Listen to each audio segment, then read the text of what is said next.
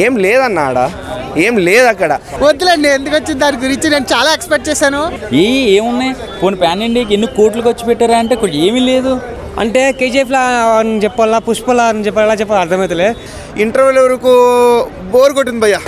songs బాగున్నాయి background music బాగుంది ఇంకా వెరీ లౌడ్ ఉంది సినిమా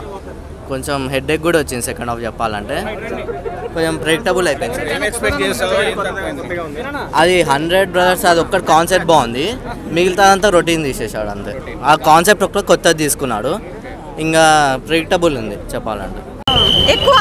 ఎక్కువ మాస్ ఉంది విక్రమ్ కనెక్షన్ ఇచ్చాడు అనమాట కమల్ హాసన్ గారి కనెక్షన్ ఉంటుంది 100% వర్త్ తోపన్న సినిమా చెప్పనీకి ఏముందన్న చాలా ఇచ్చారు చాలా జగన్ గారు మీ పని అయిపోయింది ఇంటికి వెళ్తావే దర్శనం కాదన్నా మొత్తానికి ఇక జీవితం ధన్యమైపోయింది దర్శనంతో జై పోస్టర్ దేవుడు అంతే ఇక చెప్పలేను ఇక దేవుడు అసలు ఆయన సినిమా గురించి మాకు ఎక్స్పెక్టేషన్స్ ఏమి ఉండవు జస్ట్ ఆయన స్క్రీన్ మీద కనిపించాలి అంతే అందరు హీరోలు అందరూ చెప్తున్నా నా హీరో నంబర్ 1 అని ఒక్కడే number 1 no confusion simple English block buster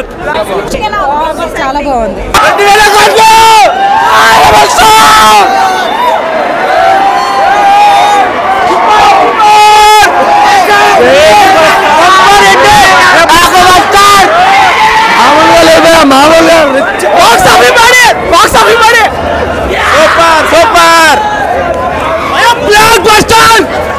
cinema ఒకటే ఎవడన్నా మాట్లాడమని చెప్పాలి సినిమా చూసినాక ఎవడైనా సరే ఎవడాడు చేస్తాడు ట్రోల్ చేస్తాడు ఆడు మొగడైతే చేయమని ఇప్పుడు అక్క ఫస్ట్ ఫైట్సా మొత్తం రక్తాలు వచ్చినాయి అనుకో బోరాన్ బాహుబలి అన్న ఇప్పుడు కలెక్షన్ ఇప్పుడు వదిలేసాయి అన్నా ఒక మెసేజ్ ఉంది లాస్ట్ మూమెంట్ లో తెలుసా అందరికి దేంది సామ్రాజ్యం అవ్వంది అయితే వాందే ఎప్పుడు సామ్రాజ్యం ఎట్లుంటుందో ఇప్పుడు బి అట్లనే ఉంటుంది అది మెయిన్ థింగ్ నాకు చాలా బాగా నచ్చింది అంటే సినిమా స్టార్ట్ అయినప్పుడు చాలా స్లోగా స్టార్ట్ అవుతుంది స్టార్ట్ అయినప్పటికీ ఎండ్ వరకు మనకు ఒక ఎమోషన్ క్యారీ చేస్తుంటుంది సినిమాలో ప్రతి క్యారెక్టర్ దానికి తగ్గ ఎమోషన్ ఉంటుంది అంటే మనం ఏదైనా తల తిప్పితే ఎమోషన్ మిస్ అయిపోతామేమో పోనీ మనకి స్టోరీ తెలియదేమో ఉంటుంది ట్విస్టులు ఉంటాయి భయ్య ఫస్ట్ హాఫ్లో ఒక 2-3 ట్విస్టులు ఉంటాయి అవి పెద్ద అనిపించే కానీ సెకండ్ హాఫ్లో 4-5 ట్విస్టులు ఉన్నాయి అసలు ట్విస్ట్ చూస్తే మైండ్ పోతుంది అంటే సినిమా మొత్తం మర్చిపోతాం అంత పెద్ద ట్విస్టులు అంటే చెప్పమంటారా నన్ను వచ్చేసి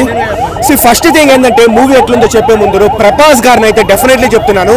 బాహుబలి తర్వాత బెస్ట్ గా చూపించిన మూవీ అయితే ఇదేనమాట అంటే ఆయన ఎలివేషన్స్ కావచ్చు లేకపోతే ప్రభాస్ గారి లుక్స్ ను మనం తప్పులు పడతా ఉన్నారు కదా కొంతమంది యాంటీ ఫ్యాన్స్ కావచ్చు అంతా సో ప్రభాస్ గారి లుక్స్ కూడా నిజంగా ఈ మూవీలో చాలా బాగుంది అండ్ ఇంకా మూవీ విషయానికి వస్తే బ్రో